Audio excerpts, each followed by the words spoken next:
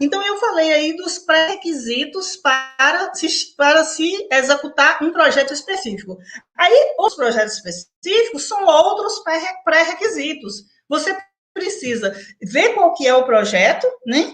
E aí sentar, ou você com o gestor da pasta, vamos imaginar que um projeto para assistência social para o CRAS, por exemplo, né?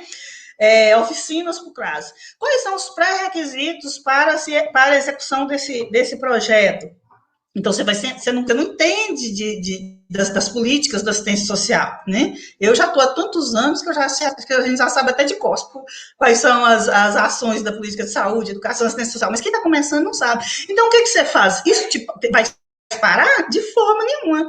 Você chama o responsável pela pasta, que é o secretário, senta com ele e fala, secretário, olha, o prefeito tem a ideia de implantar isso aqui no município para melhorar essa política, o que você acha? Eu acho legal e tal, é importante mesmo, nós estamos precisando, mas quais são os pré-requisitos para a gente implantar esse projeto? Vamos discutir aqui agora, para na hora que a gente conseguir o recurso, ou quando estiver caminhando o projeto, a gente saber todos os passos e não ficar, o projeto não empacar por causa de um pré-requisito que não foi atendido lá atrás. Claro isso, pessoal? Ok. Após a formalização, aí para formalizar convênio, na hora que o gestor, vamos para a prática agora, a mão na obra mesmo.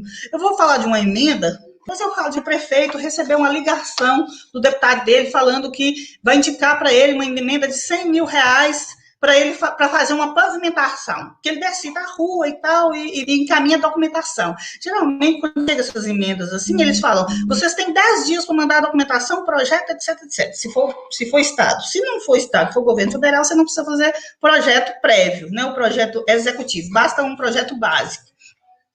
Aí, isso chega nas mãos do gestor de convênio. O que o gestor de convênio tem que fazer? Ele tem que estar com CALC regular, olha um pré-requisito aí, ele tem que estar com o CAGEC regular, se for estadual, ele tem que estar com o CAGEC regular para ele entrar no sistema e inserir o plano de trabalho.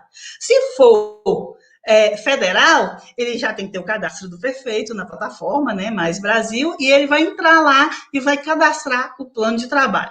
Ele precisa saber qual a rua que vai pavimentar, então ele precisa ter uma noção do valor. Ele tem R$100 mil, aquilo dá para fazer a rua toda, vai dar para fazer só a metade, como é que vai ser isso? Então ele tem que conversar com o engenheiro, para ele ter essa noção. Esse dinheiro dá para fazer o quê? O que nós vamos fazer com ele? Se for convênios, por exemplo, com federais, for uma pavimentação federal, por exemplo, a pavimentação federal não é só o bloquete ali, o meio-fio e a sarjeta, não.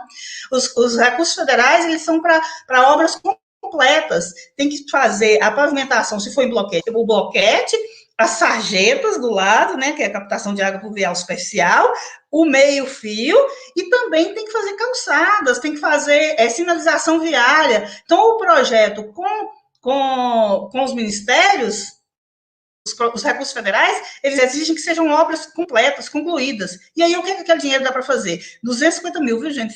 Recurso federal é no mínimo para a obra, principalmente, no mínimo 250 mil. Então, o que aqueles 250 mil dá para fazer? Dá para fazer uma rua em tal lugar. Então, você entra lá no sistema, faz o plano de trabalho, insere a proposta, né? Aquela proposta, se ela apresentar diligência, você tem que atender essas diligências dentro do sistema, você tem que estar ali acompanhando aquilo todo dia, até aquilo virar convênio. Você não pode inserir a proposta e largar lá e esquecer, não. Em governos anteriores, né, não sei se vale a pena falar aqui agora, existia a possibilidade de fazer através de financiamento com o governo federal. Eu até falei desses financiamentos com o governo federal numa live que eu fiz anteriormente aí, mas existia essa possibilidade também. O município fazia uma proposta, era um convênio do mesmo jeito, fazia uma proposta, pleiteava lá o que ele queria, se fosse aprovado aquilo ali, ele entrava com pedido de financiamento, era semelhante a um financiamento da Minha Casa Minha Vida que tinha, e aí o município conseguia, se ele conseguisse o recurso da obra, mas ele tinha que pagar para o governo em parcelas, né? Em parcelas aí. Só que não está existindo essa linha de financiamento junto ao governo federal nos últimos 5 anos, pelo menos, eu não estou vendo mais. Ok? Então tá. Então, o município, quando ele está pleiteando um convênio, ou que seja uma emenda, ou que seja um edital, ele tem que preparar aquela documentação, encaminhar e ficar de olho, atento, se tem diligência. Tendo diligências, ele tem que atender as diligências, né? E encaminhar toda a documentação necessária. Outra coisa, o projeto. Vamos imaginar. A pavimentação da rua, tal. Eu passo para o engenheiro. Engenheiro, preciso do projeto, eu tenho que mandar até dia tal. O engenheiro está lá fazendo o projeto, você precisa acompanhar. Você é gestor de convênios. Então, você precisa estar. E aí, engenheiro, como é que está aí a elaboração do projeto? Está dando certo e tal? Você tem que ver o checklist do projeto. O que pede ali naquele projeto? Que às vezes passa despercebido pelo engenheiro, a emissão da RT, né? Aí você precisa da emissão da RT com 2 dias de antecedência, no mínimo, para você, antes de enviar o projeto, porque ela tem que ser paga e ela só vai no sistema 1 dia ou 2 depois, para o engenheiro emitir, assinar, o prefeito assinar. Então, vocês têm que estar atentos, você tem que ler o checklist lá do que tudo precisa e ficar atento a isso aí e acompanhar durante o processo.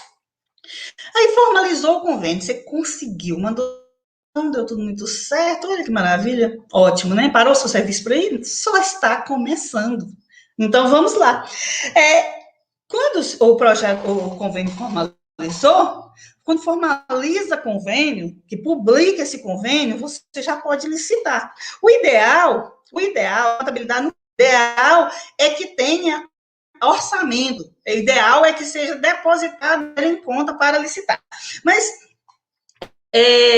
em muitos casos, por exemplo, convênios com o governo federal, hoje em dia você só consegue, o recurso só cai em conta depois que você licita e insere a licitação no sistema, né? Se for a Caixa, aí a Caixa entra lá, autoriza essa licitação, entende que ela está ok e solicita a liberação da primeira parcela do recurso. Se for equipamento, a mesma coisa, não é com a Caixa, mas você tem que licitar, depois que licita, você insere a licitação no plataforma Mais Brasil, e aí o Ministério vai analisar a solicitação, aprovar e liberar o dinheiro. Então, você tem que licitar. Formalizou o convênio, licita. Né? Quando convênios estaduais, a gente costuma esperar o depósito do dinheiro em conta, né? Mas pelo menos a primeira parcela. Aí, e a licitação? Licitação, tem que licitar aí o convênio tal. Aí é só isso? Não. Você tem que acompanhar. A licitação precisa licitar o convênio tal. Olha aqui, eu tenho aqui o termo de convênio, eu tenho aqui o projeto aprovado pelo órgão concedente. Esse projeto aqui já foi elaborado, já foi aprovado pelo órgão concedente. Está aqui o plano de trabalho. Se você tiver orçamentos que você fez na época do projeto, sempre tem. Você encaminha também para a licitação entender que precisa de novos orçamentos, ela vai fazer, mas você tem que inserir, você tem que encaminhar, você tem que informar qual é o ministério, você tem que informar valores de contrapartida, você tem que informar às vezes, dados específicos daquele ministério ou daquela secretaria que a licitação não tem obrigação de saber, isso é obrigação do gestor de convênio de saber. Então, por exemplo, convênios federais.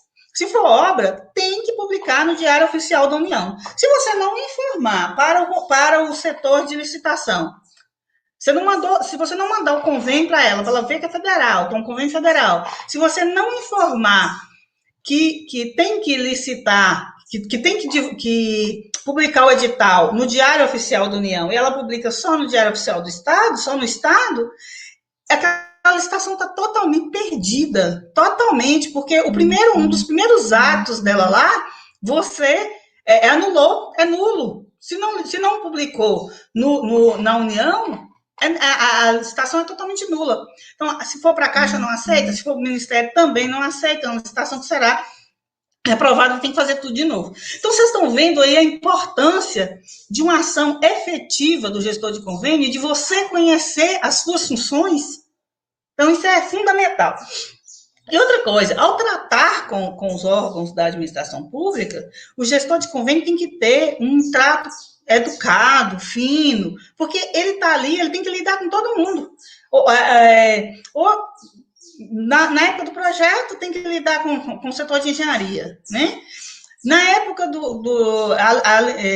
além do setor de engenharia, tem que conversar com a contabilidade para ver dotações orçamentárias para contrapartida. Na época da licitação, tem que ter um trato com a licitação. Depois que licita a execução, é um trato permanente com a contabilidade, com a tesouraria, para liberação de pagamentos. Depois da prestação de contas, também tem que estar envolvido com a contabilidade para juntar a documentação, tesouraria, extratos. Então, assim, é o tempo inteiro você está lidando com várias pessoas ali, você precisa ter um trato adequado com essas pessoas, né? De muita ética, de muita responsabilidade, de muita seriedade.